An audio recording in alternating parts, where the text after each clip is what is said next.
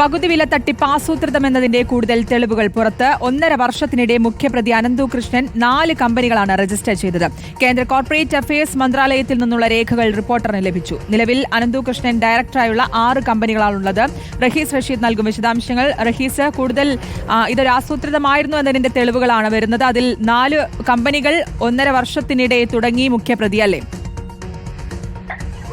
4 കമ്പനികളാണ് കഴിഞ്ഞ 1.5 വർഷത്തിനിടെ അനന്തു കൃഷ്ണൻ കേന്ദ്ര കമ്പനികാര്യ വകുപ്പിൽ രജിസ്റ്റർ ചെയ്തിരിക്കുന്നത്. ഒപ്പം അതിനകത്ത് 2 കമ്പനികളാണെങ്കിൽ 10 ദിവസത്തെ ഇടവേളയിൽ മാത്രമാണ് രജിസ്റ്റർ ചെയ്തിരിക്കുന്നത് കാണാം. അതായത് 2023 നവംബർ മാസം 14-ാം തീയതി ഒരു കമ്പനി രൂപീകരിക്കുന്നു. പിന്നീട് 2024 നവംബർ 24-ാം തീയതി 10 ദിവസത്തെ ഇടവേളയിൽ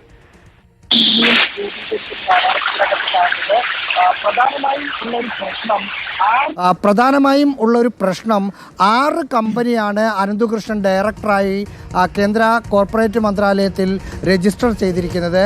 പക്ഷേ ആ രജിസ്റ്റർ ചെയ്ത കമ്പനിയിൽ ഒരു കമ്പനിയുടെ അക്കൗണ്ടിൽ മാത്രമാണ് നിലവിൽ ഇവിടെയുള്ള NGOകളുമായി ധാരണയിലെത്തിയിരിക്കുന്നത്.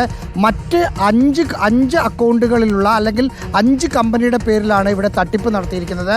ആ കമ്പനികളൊന്നും നിയമപ്രകാരം രജിസ്റ്റർ ചെയ്തതല്ല എന്നാണ് നമ്മുടെ അന്വേഷണത്തിൽ മനസ്സിലാക്കുന്നത്. അതായത് തെറ്റായ രീതിയിൽ 4 കമ്പനികൾ രൂപീകരിച്ച് അതിൻ്റെ പേരിൽ തട്ടിപ്പ് നടത്തുന്നു.